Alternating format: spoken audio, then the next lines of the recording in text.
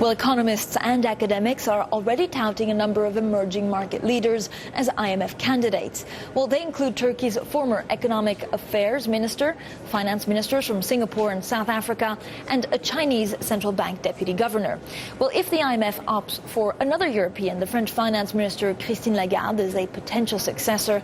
That would make her the first woman to head the institution. Well, to look now into the politics at play in the choice, we have Daniel Gros. He's a director at the Center for European Policy Studies. Well, Daniel, thank you so much for joining us today. I just wanted to first of all get a sense of what the meeting was like in Brussels without Dominique Strauss-Kahn. He's a very fervent European. He's the one that really helped with all the bailouts. Is it really business as usual? Yeah, it's very much the business as usual, almost for 1 year now with Greece.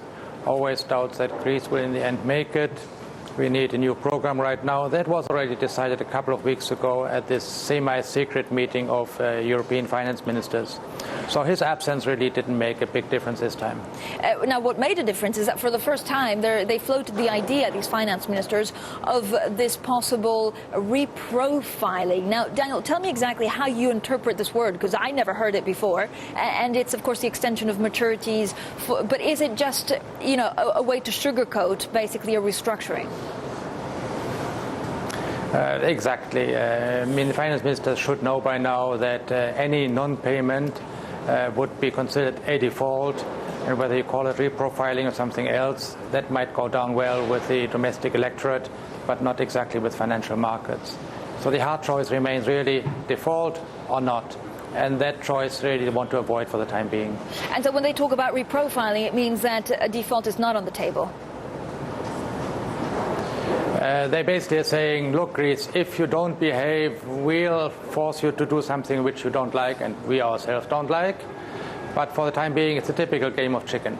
You, Greece, must do more, and if you don't, we send you the default. And the Greek says, do you dare to do that? And this game goes on for quite some while now. Yes, I mean, it's almost like a game of cat and mouse, but at some point it has to come to a halt, otherwise we just become much more insecure, Daniel. Would you say that we need to take really decisive action now, that we need to say, look, Greece won't be able to survive on its own, let's just talk about a default? And if you think that, why have the European finance ministers not seen that? And politicians always like to avoid hard choices. There's a difference between what is desirable, which would really to clean up the situation now, and what for them is politically still preferable, which is say, oh, okay, let's give them another chance, and maybe we can keep to our word. The default comes only after 2013. And I think that's the most likely outcome, of course not the most desirable one. Because it means that actually the European leaders are unable to sort this out? It basically means that they're procrastinating and that over time all the private creditors get paid off courtesy of the European taxpayer. And then it's the European taxpayer which have to reschedule. That, of course, will create enormous political difficulties, but that will be another government which will have to deal with that. Yeah, it's never an easy game. Daniel, thank you so much. Daniel Gros there from Brussels.